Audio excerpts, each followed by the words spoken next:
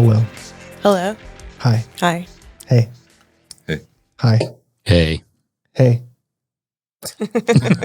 Hello and welcome to Start the Beat, the show where we highlight the past, present, and future of the Pittsburgh music scene. I am your host, Brian Sykes-Howe, and today, joining me for the second or third time, I mean, it depends. Different, whatever.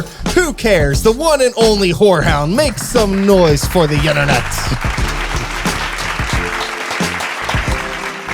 It's great to have everyone here. The whole gang's here. Happy to be here. Great to be having us. Happy holidays, everyone. You as We well. have officially crossed the threshold of the Halloween season, and we are now entering hell. Commercial hell, yeah. Yes. Basically. So, up front, I just want to say thanks to all of you for playing the Normal Creatures Halloween show last week. Yeah, Hope you thanks had for having us. fun. We Thanks had a for having blast. us. It was a Yeah. great week. Yeah, it was awesome. Talking about it the past week, it was great. Yeah, it was, Yeah, it was so much fun. it was really, really cool. I'm glad that we got to do that. It was a ton of fun. Yeah. So, with all of that being said, how's the band been? Let's pretend like we didn't just spend last weekend together. How has the band been? I think the band's been about as good as it ever has. I mean, the last time we were on here was 4 years ago, and it was just the three of us because we had just asked Dan to be our drummer, but then the world shut down. Yeah, I mean, everything's been great. It's kind of unbelievable to think that it's been 4 years because, I mean, JD and Nick were with the band for 4 years. Yeah, it feels like how could we have been together this long? Yeah. But now Yeah. they're more a part of the band almost at this point than JD and Nick were, or any other, Almost. or all the We'll other. get there someday. Someday. All the other band members You might not, we have though. had. You know they what I weren't mean? The only ones, yeah. You might not. Sure. Yeah. How about you guys answer? How do you guys think it's going? Yeah. Loaded question. It's yeah. It's No, okay. It's adequate. Yeah. Oh, it's good.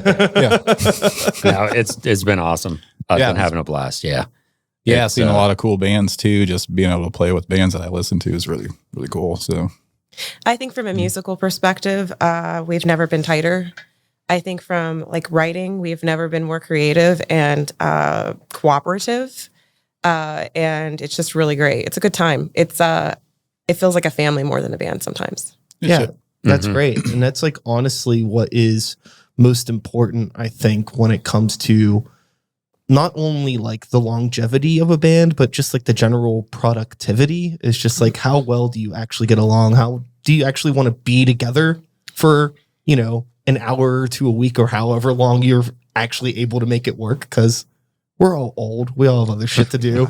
And it's like, if I'm going to be like taking time out of my day, like I can't be around someone in a shitty mood. Exactly. Mhm. And I know a lot of bands that they just force it to work and Totally. they're miserable and you can hear it through their music or their performance or whatever. And it's just, I don't know. I feel a lot of gratitude for this group. Couldn't be luckier. Yeah. Yeah. Hell yeah. So speaking of productivity and the band, what has the band been up to creatively since the last time we spoke? I know a lot's happened, I would imagine. Where do we want to start? We put out an album last year, Collapse, that we're like extremely proud of. I think it's probably, I think it's definitely the best work we've ever done through like start to finish. And more importantly, it was the four of us writing every song on that album. So, when these guys came in, had to learn a bunch of our old stuff and have to play, we like our old stuff and but it was nice to be able to put an album together with everybody's input. Since then we're still working on new material, one of which was a song that we played at the show last weekend.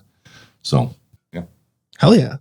And I think that, whenever you get through that hump of like getting new people into a band, it can really just take like so much time, because Greywalker went through the same thing where we had somebody leave and then somebody moved to an instrument and then we got somebody else to play a different instrument. And it's like, oh, wow, there goes a year and a half of just like Yeah. relearning everything Yeah. and figuring out like what this band is going to be again.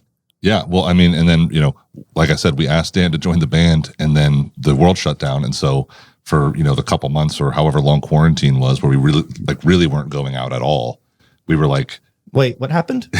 we were organizing like Zoom calls just to Yeah. like keep in touch. And, it was like very I'll write a riff on and record it and then send it around and just like keep piggybacking off of that. So some of the songs that are on the Collapse album are like the product of that. Just like there's nothing else to do but sit around here and write and send it to each other since we can't be in a room.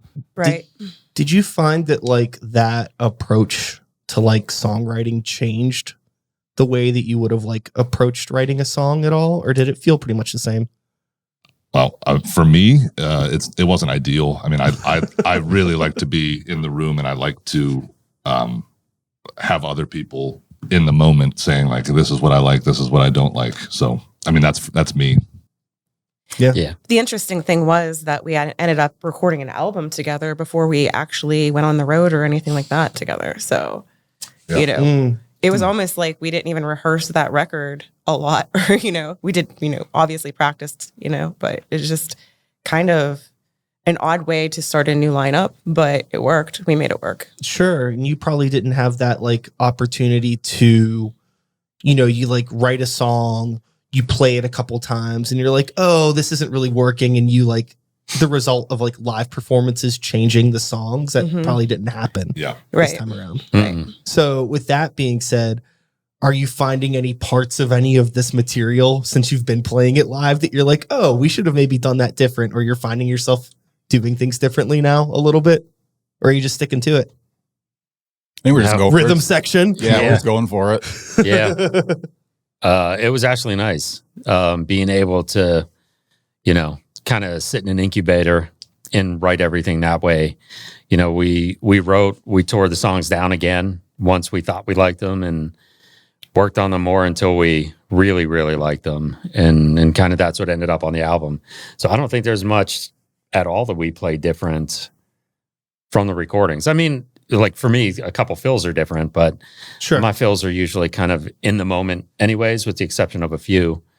But it was also nice that way for me coming into the band. As much as there were some shows I really wanted to play when COVID hit, it was nice just getting to know everybody as people and bandmates rather than we're playing shows, practicing, that kind of thing. So it was great for me to come into the family that way and have some time to get to know each other before we went out and did a bunch of things together. We were dating, Yeah. essentially. We were dating. Now we're married. It was a courtship. Yeah. Yeah, I'm sure that it probably felt really nice to be able to like take that extra time and not feel rushed. Like, Yeah. oh, we need to have this song ready for this show next weekend and stuff like that. Cause we catch ourselves doing that sometimes. And like we play the song and it's like, bro, we probably shouldn't have played that. But it's just like, it's part of it. Like you just like, whenever you get something new, you just want to like share it as fast as possible. But it was nice being able to have that time to slow down. I guess we still do. I don't know why. Have you found yourself like still in that mentality of like, okay, this is a question. Whenever it comes time to like writing new material now, are you writing things the same way? Or are you back to like focused on that in-person thing? Yeah, I mean, I think that the way we generally approach writing has always remained pretty consistent. For example, I'm not like I don't write full songs, like I'll write like a riff or two or three that maybe go together, I think. And then I'll typically upload those to our shared folder and then, tell everyone like, hey, let me know if this is even worth trying. And from there we build it out. So that hasn't changed much. But having input from both parties and everyone being able to agree and disagree on things that we do and don't like has been very productive, because we haven't really ever had that. It's always been like someone's got to give in or someone's got to have their way. And, now there's a lot more room for compromise, it feels like. So. I agree. Sure. And whenever you're writing some of your material, because some of your songs are a little longer, and it's always very interesting to me when it's like, I always find it fascinating. It's like, I don't understand how people write really short songs or really long songs. So what is some of that process like? Or is that really come into like Shy coming into the picture and like how you want to like vocally take over a part?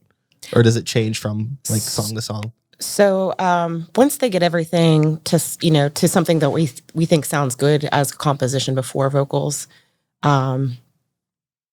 Sometimes it is longer, sometimes it's a little bit shorter, but it's not much that I change. I try to work with it as much as I can. But if I feel something needs to be changed because I have an idea, we just work it out, we try it. And if it works, it works. If it doesn't, it doesn't. Usually things work out in the end, right? So I would say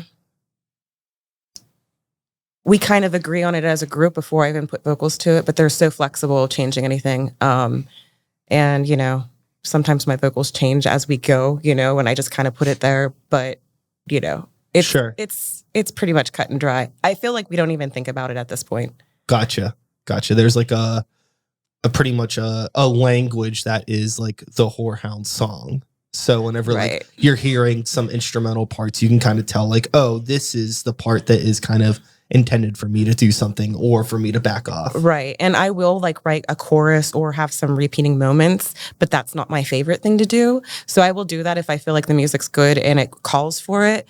But, you know, if they just have something that's a little more unconventional, I just try to go with it. I think that's more fun. I mean, I just don't like repeating myself over and over again. Not that I have anything great to say in the first place, but... Oh, come on. Yeah. But I think also for our genre... for our genre, our songs are short. Fair. They're a lot longer than a general pop or very popular music type would be. But for ours, I think most of them are shorter. We have had longer songs, you know, but we don't have a goal for it. We just kind of go for feel, you know. Totally. And another thing that I'm really curious about with you as a vocalist, Shy, is like, is there an intention between like vocal dynamics and like when you decide to do something that's more clean or something that's more harsh? Are you finding yourself trying to do more clean than harsh now? Or does it really just depend on what the song is? Well, I started out traditionally singing clean. I didn't know I could do harsh until it called for it one time. We had from our original...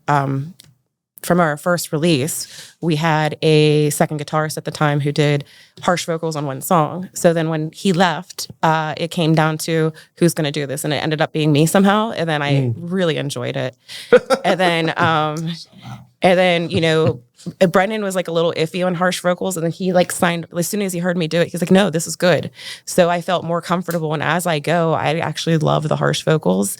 I think I'm kind of like, what is it, like 50-50-ish now? I think that it just depends. Like, so on the last album, I think for the most part, you shied away from the cleaner vocals. And I don't know if that was a choice or if that was just what the songs called for. But yeah, I mean, I think that was, I think now, like, instead of like, hey, this one I'm going to do clean vocals on, this one I'm going to do harsh, it's just, what does it call for? Right.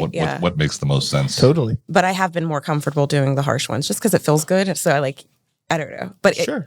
Everything I do depends on how I'm feeling when I'm listening to the music at that time that I write it. Yeah. Now, when it comes to, you know, going back to the conversation of songwriting from like the composition perspective, I wasn't aware that you ever had two guitar players. At least I never saw you in that phase. Is there like an intention to keep it as a single guitar player now? And what's that about? Yeah. There were a couple permutations of it, but when we got rid of this other guitarist, and that was like just a group decision, I decided like, if we can keep this to 4 people, it's probably better. Not just because... Is it like logistically? Logistically, it's easier, and to be honest, socially, it's easier. It's less people to disagree with over something. It just makes things a little easier. So yeah, it is highly logistic in my opinion, because I love having a second guitar, but it's just really hard to do it's hard to do anything. The more people you have, it's harder to land on a date for a show or go out on a road trip together, or even practices can be hard to juggle. You know, the more people, it's just harder to do. Oh yeah, I get it. Like, you know, I've been blessed with the homies in Grey Walker. Everybody's really reliable. But as far as like Normal Creatures go, like, I really want a second guitar player for that band. And it's been the same exact conversation between me and Evan. It's like, because like the parts we write, we just have guitars in the backtracks. I would rather have somebody on stage playing that, but we're like, who can I count on to do this? It's like, I'd rather just have a computer do it. But that sounds so like miserable to say out loud. So forget I said that. People are the hardest part about being in a band with full stop. People are the hardest part about anything. Yeah. Yeah, indeed. True. I mean, I said before, it's like a family, but you know how families can be sometimes too. And it's, you know, it's not that you don't love each other. It's just sometimes, you know, things can be trying. So the less people, the easier it is, the less dispute on anything. And we kind of do have this, we should all agree on something. We shouldn't do anything that one person doesn't like to do, because if you have to repeat like a part in the song, that's going to be on your record forever. That's going to be something that you do on stage over and over again. And we just want everybody to be happy. Sure. I think that's really important. Another thing that's really important too is to like trust the opinion of the people that you're deciding to create art with. Because I feel like if you don't trust their opinion, it's like, why are you making art with this person? Correct. You know, you need to like understand that everybody has different perspectives. It can be really hard, especially in like a heavy metal band sometimes. I find myself having to remind this to people because, like, you know, I don't really write anything in Grey Walker. You know, I come up with ideas. I'm like, oh, hey, we could try this, make that shorter. You know, I nitpick, right? Professionally in the band. But, you know, sometimes I have to remind people, like, this is a whole song. Like, it's not just the guitar showcase. It's not just the drum part, right. You know, like we all got to come together to make it like one thing that's going to be enjoyable as a collective unit. But, you know, in a genre like metal where, I mean, I don't know, at least with Grey Walker, it's a little bit more like, look at me type stuff. You know, that's like Horehound's a little bit more like atmospheric. It's not so much like, you know, Yeah. That's because we don't have that energy. Yeah. I mean, we absolutely. I would sit in a chair on stage if I could. Oh, 100%. But, you know, with that being said, I imagine there's still like, you know, those like with any band where it's like, there's always going to be too much of something or not enough of something, and getting everybody to kind of come together to, you know, for the common goals to make the best song possible. Mm-hmm. Right. Yeah. I mean, like, so when he said we don't really have that energy, we don't, and that's not the genre. You know, it's just not the genre. We're two very different bands. Yeah, it's very, you know, we're doom centric and we're sludge centric, and that's as slow as you can get. Is there like a BPM threshold 30 for Horehound? I mean, it's still pretty low. I think a fair amount of our songs are between 60 and like 75. Yeah, and yeah. so once it gets over like 80 or 90, it's getting into like, well, this is like stoner rock. This is like speed metal. No, it's speed metal. Yeah, it's like speed metal. Yeah, Too much work. Yeah.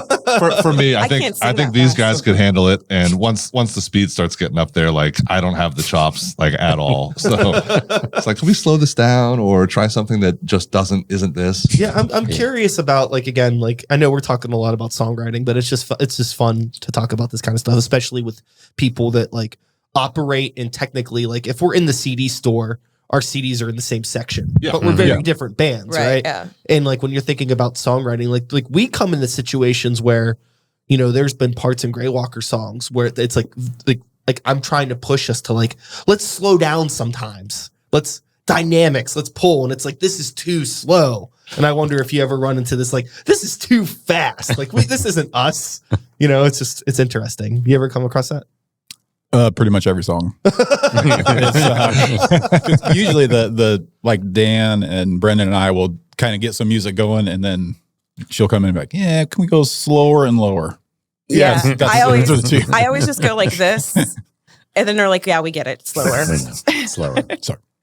Got it. That's so funny. I just raised my hand like a student. Like, can we? we try to keep each other honest. Like I know there were times where, you know, if we're working on like a transition between parts, you know, there's a few times I can remember where like I was like, well, let's just do like a pause, like for a beat, and Russ would be like, that's lazy. Let's do something like interesting if we're going to change. We're going to change the part. So it's good, keeps you honest, keeps things interesting because it's real easy to ring out and go into another part. Yeah. To try to write something that works, works. cohesive. Yeah.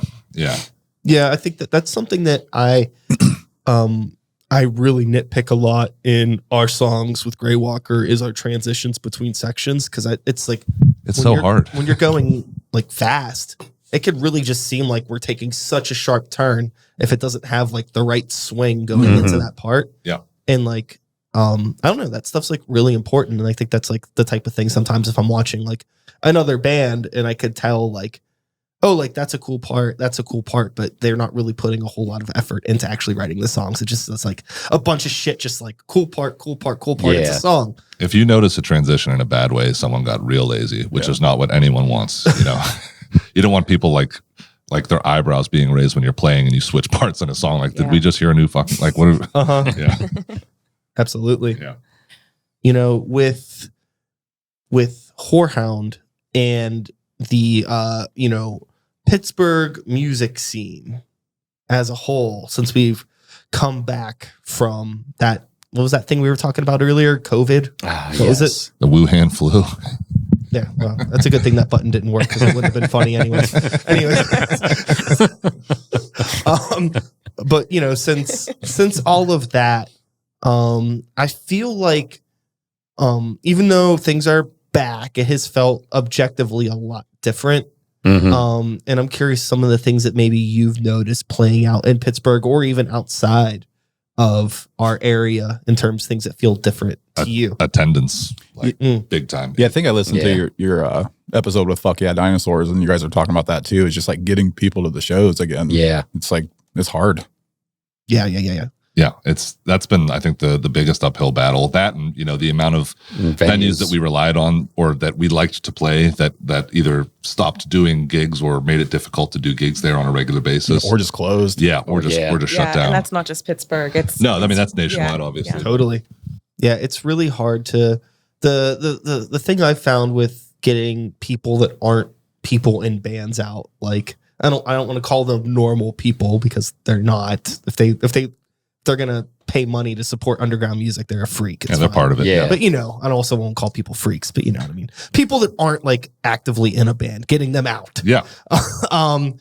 It's like they still need to be. It has to be something that they're like familiar with, somewhere where they like already know where they can park.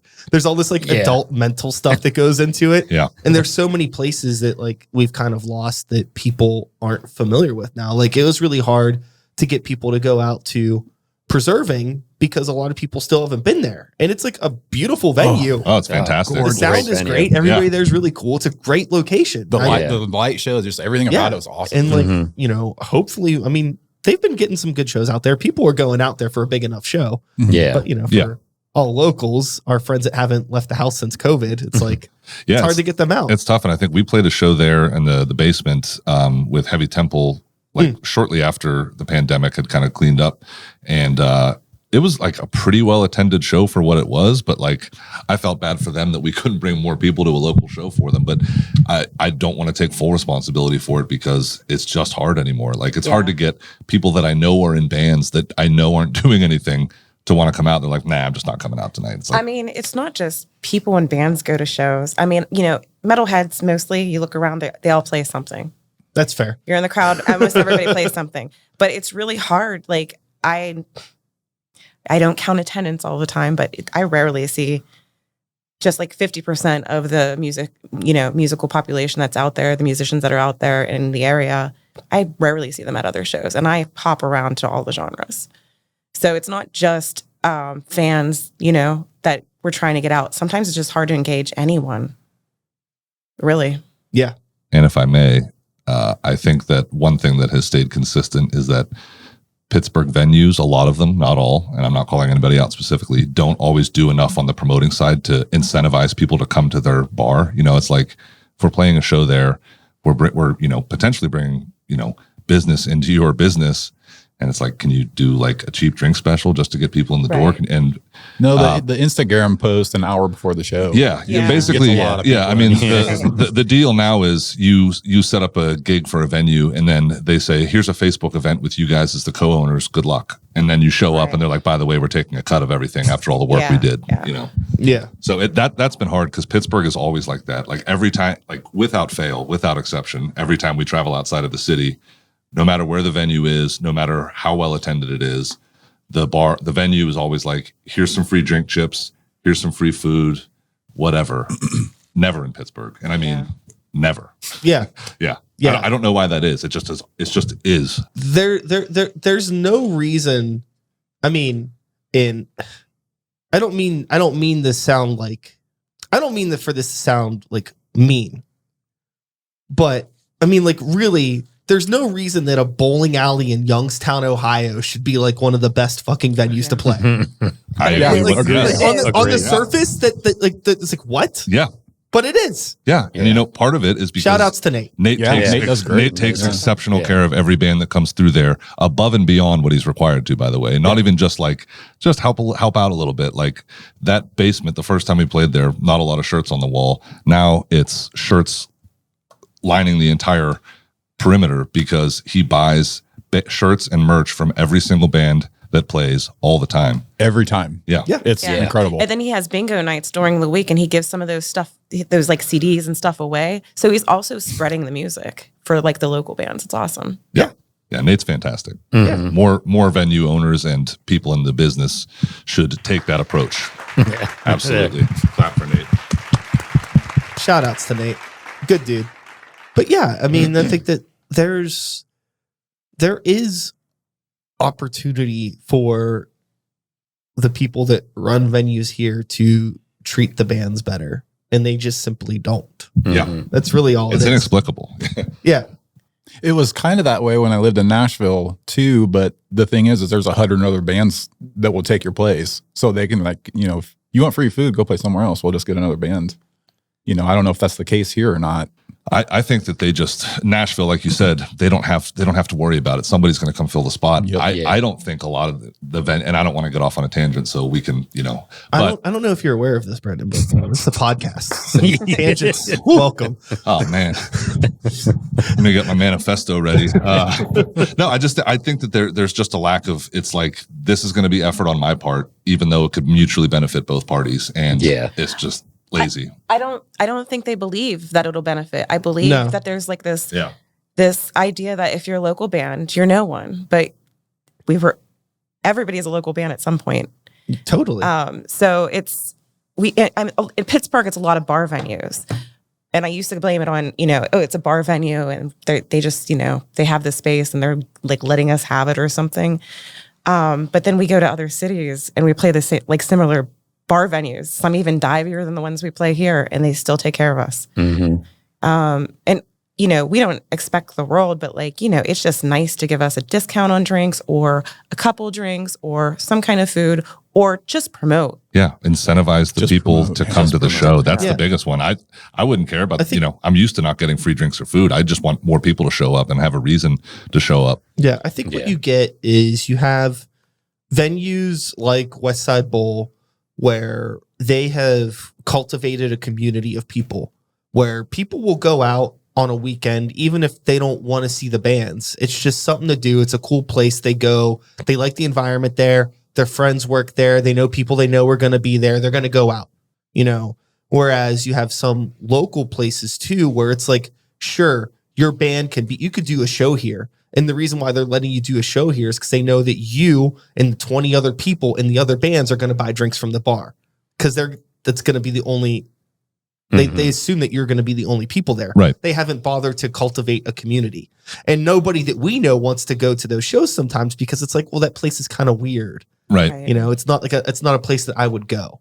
Yeah. We don't have a whole lot of places to just like hang out and see music. Yeah, there's that. It's city. just a weird dichotomy too, because like in terms of a community, like the metal community in Pittsburgh is outstanding. I mean, music broadly in Pittsburgh is a pretty good scene, and it's just this weird divide between the bands and the people that the bands rely on to play their spaces. And it's just like there is a community, and we're all like the musicians, overwhelmingly supportive. Someone asked me about like, do we ever get like hecklers or anything? Because they saw something online, and I was like, no. Like, you go to a metal show, everyone's pumped to be there, and they're pumped because their friends are up on stage and there are other bands. The community is really what I like about metal. Really, everyone's great for the most part. Totally, yeah, totally. I have always preferred to play with heavier music bands. That's why when I did the Halloween show, it's why I booked it the way I booked it.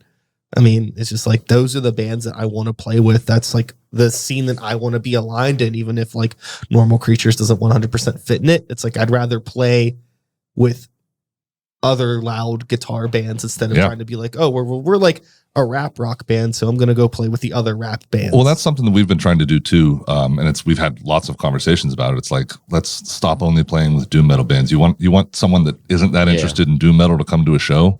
don't put 3 doom metal bands in a row. Like they don't want to listen to 4 notes for an entire night. You know what I mean? Sure. Like get a punk band on there, get a different style of metal, get another genre entirely. As long as everybody can get along and bring people to the show, you know? Yeah.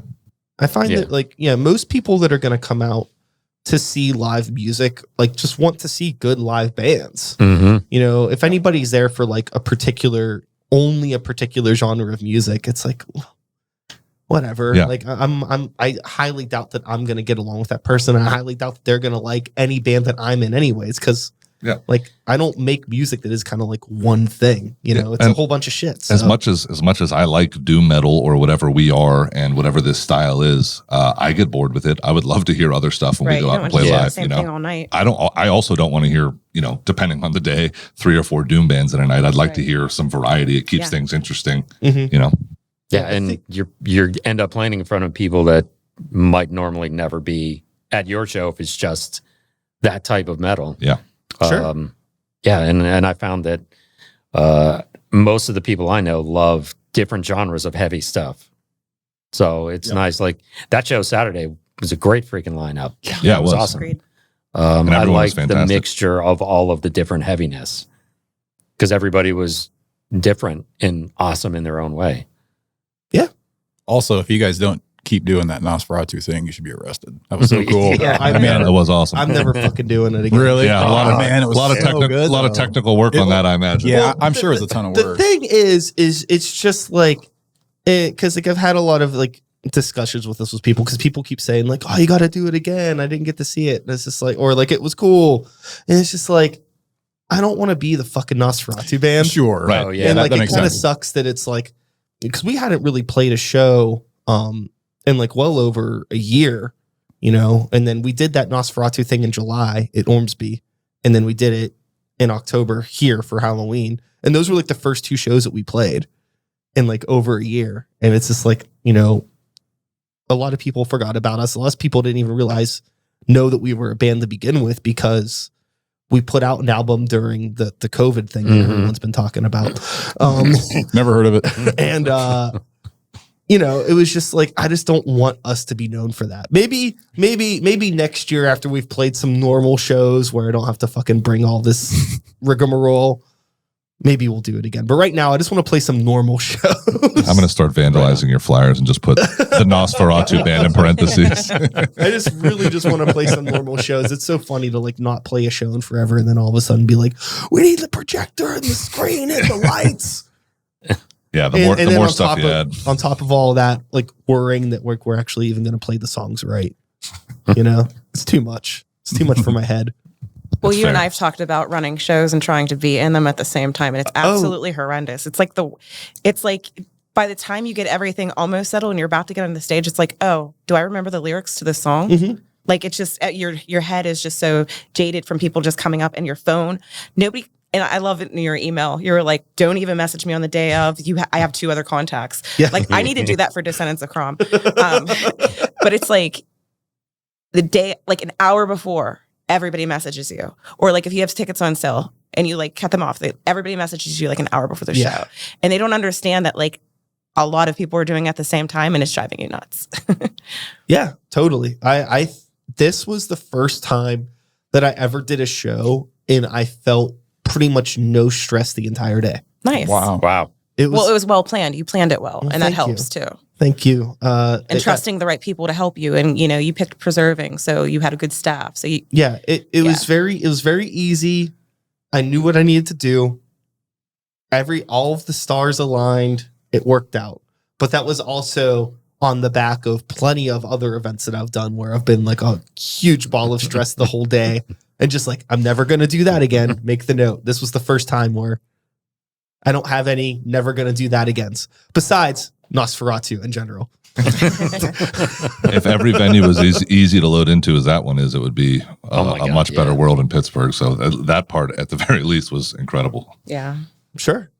Going back to attendance and promotion, I often say on stage, like if you ever heard me talk on stage, which is rare, I always say every person counts. Thank you for coming out. But it really is like I noticed in Pittsburgh, everybody's like, why doesn't that band stop in Pittsburgh? And it's because the venues and the attendance.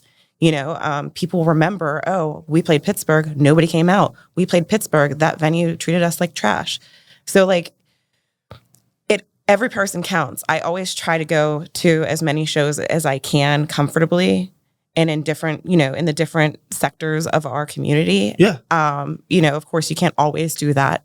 But I feel like sometimes when you're on the edge of thinking, should I go to the show? Well, maybe not. Or it's kind of cold out. Just go to the show. Once you get there, you'll be so glad that you did it. Mhm. And it's going to improve everything. If 20 people in the whole city did that just for the like underground metal shows, that'd be 20 people at like most of the underground metal shows that, were on the fence, just changes things. I like genuinely can't like think of many, if any, shows that I've like gone to, like where there's a night that I'm actually in town and there's a fucking show happening. Like if I'm not playing a show and I'm here, like I go to something like maybe at like Shred Shed or out at the Green Beacon or out at Preserving. It's always a good time. Always. I never regret it. Even going by myself, I know I'm going to run into some people that I know. Yeah. Like those are places that have like kind of, again, like fostered those like little communities where it's like, I don't even know who's playing. It's like, oh, like, yeah, I've kind of heard of that band, or like Lou's band's playing, or Lou's doing the show. It's just like, yeah, I can go. I know it's going to be dope. Like I trust Lou. Yeah. I trust the bands he's going to bring out. Like, let's go hang out. Yeah. Have a couple beers, say hi to everybody. Yeah. Headbang. It's great. It always is. And, I think like the thing that I just do personally is if I say I'm going to the show, I try to go. I don't try to like come up with a last minute excuse. It's like everything else. Like if I want to like start, you know what I mean? Like, because I think that like if you're iffy about it or you say I might go, then you end up never going. Yeah. So yeah, just kind of commit to it. Speaking of commitments, being in a band is a commitment. And I made a joke earlier about maybe practicing for an hour or so a week. What is the Horehound practice routine? How often do you get together as adults? 7 days a week. We, in an ideal world, we would have 2 days a week every time that we could get together. But like you said at the outset, we all have stuff going on. We all have jobs and lives outside of the band. But I think, we pretty consistently get 1 day a week in, and that's usually 2 to 3 hours of a practice. Yeah. So, and we try to have some kind of loose agenda before we get there. Like, are we going to work on this? Are we going to rehearse stuff? Are we going to write? So, Yeah. Heard. That's pretty good. yeah. If we didn't have the full-time jobs, I would be happy to do it every day for multiple hours a day. But Yeah. unfortunately, No. no, you wouldn't, or no, I wouldn't. Probably no, I wouldn't.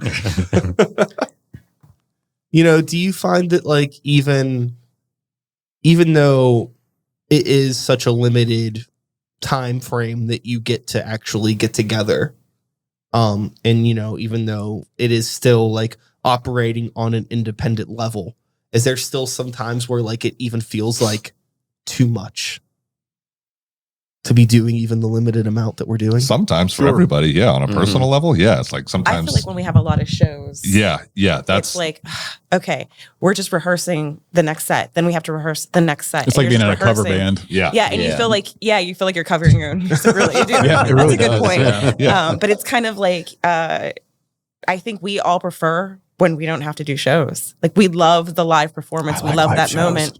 We love doing it, but like the practices around them aren't as fun. Yeah. Not fun, but whatever. Totally. What do you think the threshold is for like shows on the books before it starts to get stressful? That's a point of contention probably in the band. I think that there's different numbers and different There might opinions be. on that. Yeah. Well, let's go around. Let's go. Pass. No, I get it. It's like, it's really, really, for me, like the weight that was off my shoulders when I woke up on Sunday, knowing that I didn't have to think about that show anymore. Like not even, I think just me, it being a show that I was promoting made it feel even heavier, but just knowing like that's one less thing that I have to worry about. I mean, I'm Absolutely. glad that it went well. Like I can't even imagine I remember back in the days when like I was helping do like the festival stuff with Brutal, I can't even imagine what Crom is like for you. Like, you look forward to it, but I'm sure once it's done, you're like, cool. I feel like I feel so drained for like a week afterwards. Yeah, like I bet. it's great, but it's also like, oh my God, I just want to sleep for like 7 days. Uh-huh. Or, and whenever you have a festival, people feel like, oh, they just saw it in this post and, hey, can I be on your festival the next year? And you're like, I just finished this. Please chill out. So it's like you want to be done, but people keep messaging you about it or afterwards. So that can be stressful. It's a fine line to draw between, and you have to decide once you start playing enough shows and you've been around long enough, like how many shows do we need to be playing out? How many do we want to be playing out? And how many make sense, right? And that's usually where the disagreement lies. But I mean, we try, and I've been harsher about it than most. So, but we try to play the shows that make the most sense for us. And also, there's the two things that I think everyone does like the best are playing out live and writing. And those two things are often in conflict because you can't be writing and playing live without rehearsing in between. So it just kind of gets a little hairy sometimes, I guess. Oh yeah, definitely. Mm-hmm. I mean, there's the complications that happen, with us with Grey Walker, where, it's happened before where it's like, yeah, we could play a show this week, but maybe we can't practice that week now because, somebody has to trade off a babysitter day or something, like some weird adult shit gets in the way of it. And it's like, okay, it's like really asking a lot sometimes, for us to play a show. It's more than just like, oh yeah, like, sure, we all are done working at 6. The benefit but it's there's more to it. The benefit of our age is all of their kids are grown up. I mean, Brendan still might, like he hasn't had children yet, and he's maybe, he's the youngest one, but like their children are grown up, so it's not like babysitting nights or anything. So that's fortunate. That's the only thing we got going for us. Once for being kids old. turn 15, you just let them. You don't have to talk to them. 15. That's what, Wow. Yeah, you that's can what my parents. That's no what I read. responsibility. Yeah. I will say though, no matter what's going on, practice is my favorite time of the week. Mm. It is fun. Yeah. When we, there are obviously times where it's like you've got so much shit going on in your life that you're like, I got to go to fucking practice tonight. I love practice, but I don't have the energy or the desire to get there. Once you're there, fine. Yeah. It's great. Like no issue. But I think practice for everyone is the outlet every week, from the rest of life. For sure. Yeah. Yeah. It was a lot easier. There was a time when I was having practice at my house. That was very easy. It is easy. But Yeah, My wife might not agree. She's good. She's cool about it. But but now that's not the case, and it's just it's like, oh shit, like like I just finished up for the day, and it's like, oh fuck, now I gotta go do some other thing, drive to the other side of the city. I mean, it's really not that big of a deal. Yeah, but it's effort. It's like just Yinzer complaining, 28 again. God, Amen. Where do you I practice? just have steps. Normal Creatures practices at the Etna Store Express, and Grey Walker practices out at Colt's house. He lives, I don't know if I should say where he lives publicly, but Just Penn give us Hills. the address, Penn Hills area. the street number. Yeah. Name. So you're all over the map. You got to go from Etna to Penn Hills. Yeah, That's a fun drive. yeah. Normal Creatures on Tuesdays, Grey Walker on Thursdays. How do you do it, man? Sometimes Grey Walker on Wednesdays too. They usually do like writing sessions at Evan's house, which is the Near the city. West End Overlook. Yeah. That way. Hmm. Yeah. Yeah, I've thought about would it be possible to join another band? And then I think about it, and then it's like, for me, absolutely not. Like, this has to take up the time that I give it, and I don't think I have more to give to a different, idea or thought. Like, it's just this, because it's so much work. Like, don't you have a solo project? Yeah, but That's that was different. It's that was different doing that. a bit. So that the way that works, Russ, is that any of the shit that you guys don't like that I write, Which is a lot. solo project, a fair amount, I'm a just fair amount. Is it faster? No, it's like instrumental ambient shit. Like, Gotcha. Yeah, it was just something I did. It is cool. Yeah. during Yeah, the pandemic it for was. fun. Yeah. Thanks. Got it. Have you released any of that stuff? Yeah, it's on all the streaming services. It's on Bandcamp. I am not a great promoter. of Funny you things. should ask. Plug it. It's called The Endless Wait, and it's Endless Wait music. And I think it's on Bandcamp, Spotify, Instagram, Facebook, all of the above. So Cool. Thanks. thank you. You're welcome. Yeah, but it's a lot, that I've said 10,000 fucking times. It's really hard whenever you decide to do different things because you only have that. I'm the type of person, I've had people disagree with me about this, but I'm the type of person that like I put my life on a pie chart, and it's like everything that I'm going to do has to go on this pie chart. Like mathematically, I only have 100% of myself to give. Right. Yeah. So if I'm trying to do 10 fucking things, it's like the maximum that I could give all of those things is 10%. Right. Logistically. How worth it is that? Some people think I'm a maniac for thinking like that, but it's just like what it is. Hey, if you can make it work, you make it happen. I mean, and you are, by the way. So I'm glad it seems that way on the surface. we're all a wreck behind closed doors. Everything takes a really long time. That's the thing, is like sometimes like, it's like, you're doing so much stuff. And it's like, yeah, it's like that Grey Walker thing that we saw us do. We actually did that like 4.5 fucking months ago. It didn't just happen, you know what I mean? Or like this thing, like, this podcast is actually going to be coming out on Wednesday, which is rare because some of these episodes that I've recorded that I've been releasing, I recorded like 2 months ago, and we it's get just the fast track. Yeah, you get the fast track because we're, again, it was a rescheduled episode after. I was hoping to do it before to help promote the show, but now we've just been talking about the highlights. Now people that didn't name that blah, blah, blah, blah, blah, blah, blah, blah, people that weren't able to be there can now feel bad that they missed it. That's what we want. Yeah. Yeah. That's always the goal in mind when we put that's the together objective an of event. my podcast. Just make people feel bad. That's how I get most people to shows. If you're not guilting friends into coming to shows, you've never promoted a show in your life. Are you even in a band? Yeah. So with the future of Horehound, you mentioned you performed a new composition at the live spectacle. Is this going to be a collection of compositions for a new album? I don't know why I'm talking like this. I don't know either. Singles, if that's what you're asking. Yeah. So you're going to keep it old school.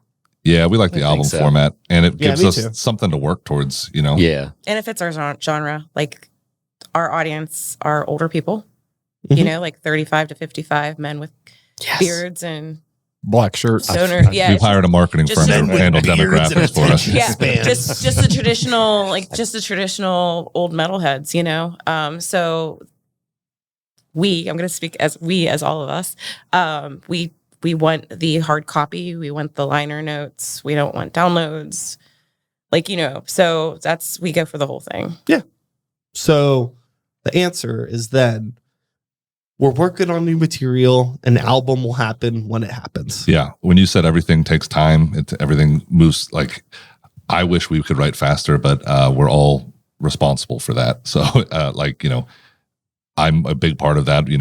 Russ is a part of that. We're all a part of it. And if we could write faster and we had more time in the day, like, great. But I think the good thing about that is that by the time we get to recording, we're pretty confident in the songs that we've written, and we're happy with them once they're laid down. So it's just a matter of getting those songs written. And that's usually like, it's a lot of work.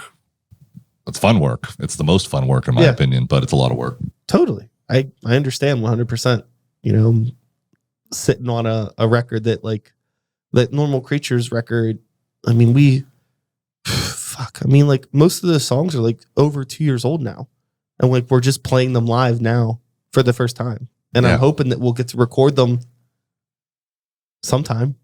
Yeah, that's what we're getting to. We got to figure it out. We're really close to being ready to record them. So just got to figure out where and when and how. All in due time. I'm going to pay for this shit. Yeah, that's the other thing. We didn't even get into that wormhole. I don't even know if I want to fucking bother talking about that. It's expensive. It is. It is.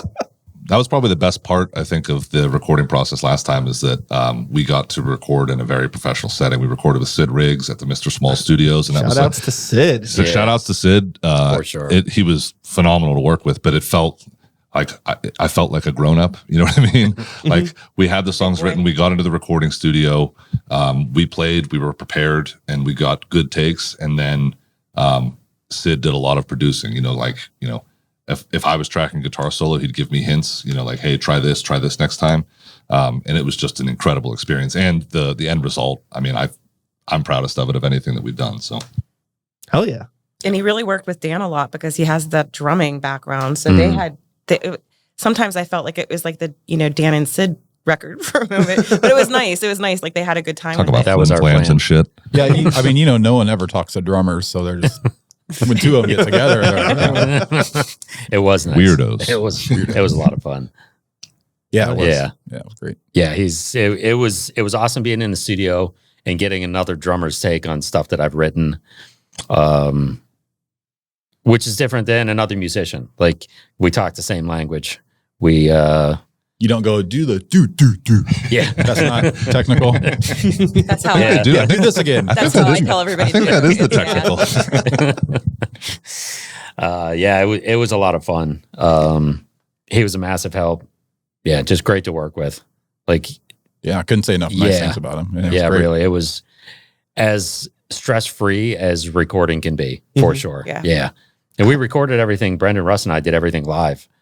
So everything you hear on the album was the three of us laying down the rhythm stuff together to a click. And I actually And sang then- but didn't record because Yeah. there would have been bleed, but I actually sang with them when they were doing that too. That's awesome. So Yeah. it felt like we Yeah. were. It was great. It was Yeah. the best possible. I didn't know Yeah. it was live. I'm just kidding. Hey, We could tell. It We shows. fixed yours in It post. shows. No, I think it's cool. So how long was that the total process then for you in recording that record? Was it like 3 weeks? Yeah. We did the rough tracks in 2 days. Yeah. Well, not rough tracks. We did all of the live stuff in 2 days there, and then it was all just vocals and guitar overdubs after that. But yeah, it was not a long process at all. So what he's saying is he and Russ did not make any mistakes. We were Yeah. very I had well to go and Yeah. fill in a ton. Shy did vocals as well. Yeah, Yeah. obviously I have to go last, but I would love in a perfect world to be able to just do the take with them because Yeah. that's what it feels like. Kind of like what Russ said, we're like doing covers after, like sometimes I feel like I'm doing karaoke to my own band whenever we're doing that. That's a challenge. But again, Sid made that the best experience I've ever had. So hopefully he'll have us again. Hell yeah. Yeah. Yeah.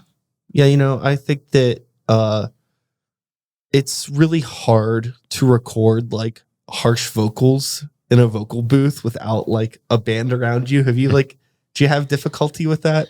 It still weirds me out to this day. It's like, it's never loud enough. It doesn't feel right. So overall, I think it feels the same. The thing for me, it feels a little dissonant when it's in the headphones and I can't get it as loud as my band would sound. Yeah. But also if it was that loud, it would then leak into the microphone and into the yeah. recording. So I think it's the same for me and it is odd, but it's odd no matter what. Because you feel like, again, like you're just singing to background music instead of the band being like, out in front. Uh-huh. So Yeah. It's so interesting. Like I find that I guess there's always that your voice always sounds weird when you hear it back to you, sort of. Oh, I absolutely hate brain my thing. voice in any way, shape, or form. She does. Mm-hmm. Got it. Yeah. But I feel like when I like hear my like vocals back, it's like the energy's never, it always sounds different to me. Yeah. Like if I like see a live video of us versus like a recording, it's like I don't like any of it. But it's interesting how different it is. I can never agree. seem to like really like let loose in the same way in a studio environment. I agree. Yeah. That's why they call it studio magic, guys. Yeah, I guess so. I don't know if that's why. I never heard of Studio Magic. Well, there's a little bit more about you than it does about us, I think. Going back to a question from earlier, Brendan. Yeah. In any of this time when you're doing like studio magic guitar work, have you ever wanted a second guitar player again? Yeah, I mean, I think about it from time to time. Like, it would be really nice if someone else could cut a solo that I liked, because, the same way that you guys don't always love hearing your voice, if I put a solo together, I don't love it every time, and it's nice to get a different perspective or somebody else to do that.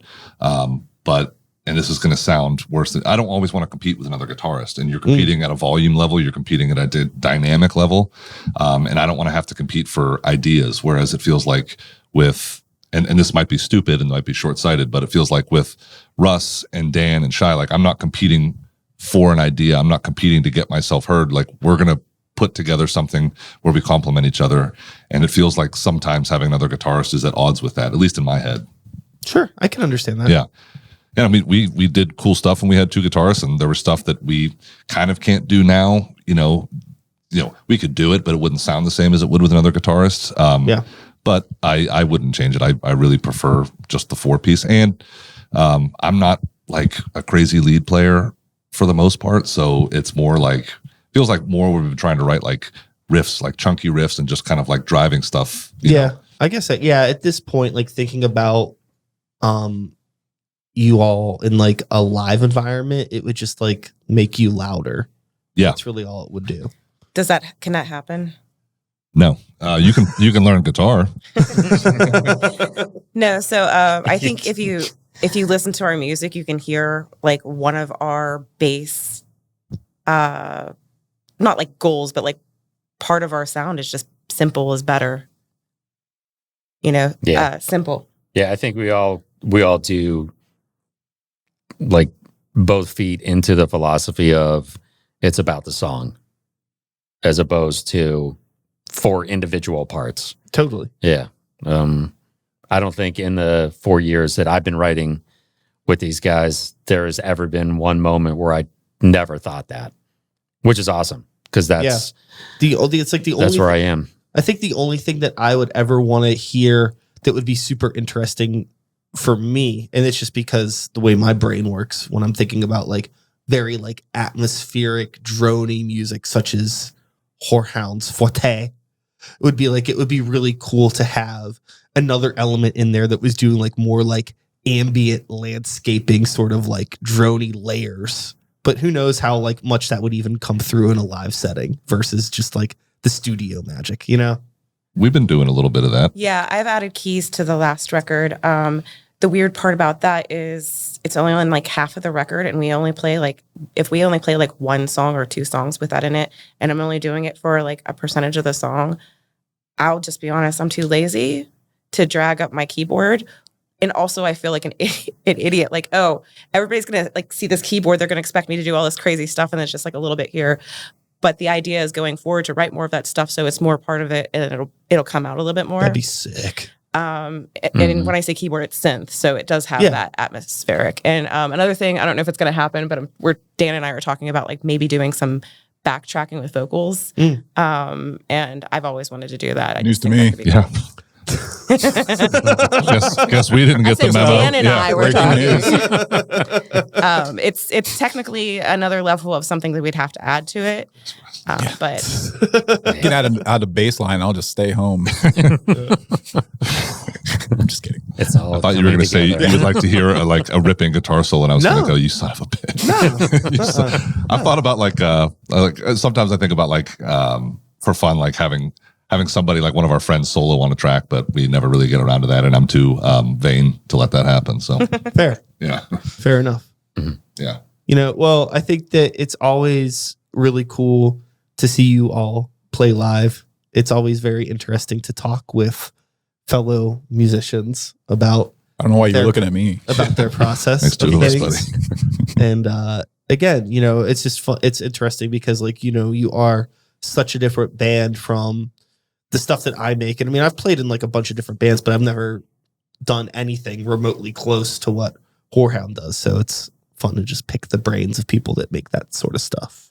Yeah, always fun to talk to you. And discuss these sorts of things. So anything on the immediate horizon coming up that you would like to promote? Any shows, any action figure releases, shoes, the Nike collab I heard about. Yeah, we're definitely they were on their radar. Nike, the largest shoe company in the world. We're holding out for Crocs. Yeah. We're holding out for that Croc money. Croc or hey dudes, I'm not going. Remember when I said we all have to agree on something? Yeah. There's a definite Croc divide in the band. We've got a show the night before Thanksgiving. We're playing at Club Cafe with Honerva, Neo Stem, and the Molecule Party. Oh, interesting. Yeah. And then we are playing December 16th, I believe, at the Squirrel Hill Sports Bar with Star Viper, and do we know if it's? That's not even announced yet. Oh, maybe cut that. My bad. Fix that in post. Just do it in post. Whatever. But it is a benefit, so maybe we do include it anyway. Yeah, include it. December 16th is Riffmas, and it goes out to two different organizations. One is Frankie's Friends, that's out in New Kent, I believe, and they help with cat trap, neuter, and release, and they're just an awesome organization. And then you probably all have heard of Biggie's Bullies. Yeah. Mm. Yeah. So it's a benefit for that. I don't think the third band has been added yet. And Chad Williams, who does Riff Zealot, he often books Squirrel Hill Sports Bar, and that is where that will be. Nice. These are all friends of the show. They shouldn't have a problem with us talking about this. If they got a problem, they can come talk to me. Hey, yeah, come talk to me, Yeah, because Chad. I'm the one that blabbed Come it. talk to me, So naturally, they should. We'll get it posted by Wednesday. I'm responsible for the art, so I guess I better get on that. Well, that's great. Yeah. You're welcome. Yeah, he's doing T-shirts and everything goes to the kitties and the puppies, Awesome. the organizations that help them. So Very cool. I'm going to be in town that night, so maybe you will see me Come there. on out. Come The on. 16th, you said, yes, right? The night before that, this is going to be me plugging something. The night before that. Hit the plug button. The night before that, Normal Creatures will be playing at Mr. Small's Theater with Back Alley Sound, Dream the Heavy, and Hemlock for Socrates. Oh, Ooh. nice. nice. Yeah. It's Cool. the Winter Wonder Ball. Awesome. And I don't Yeah. have a sparkly sound effect. I have. We'll go with that. Randy Marsh never fails. We'll go with that one. So, yeah, that's on the 15th. Your show on the 16th. That sounds like a good weekend. Hell of a It'll be weekend. nice weekend in Pittsburgh. Hopefully, your viewers can make it out to both. Yeah, Every one of us counts. absolutely. We all count. We sure do. Well, with all of that being said, I think we're going to wrap this one up for the day. I want to thank you all so much, everyone, and Thank you. the Yeah, one thanks and very much. only Thank you. Horehound for being here. Thank you Our very pleasure. much. Of course. Again. I'll be back again next week with another episode. Same time, same place, same channel. You know the drill. My name is Brian Sykes House. Start the Beat is the name of this podcast. Take care of yourselves, take care of the people around you, and peace out.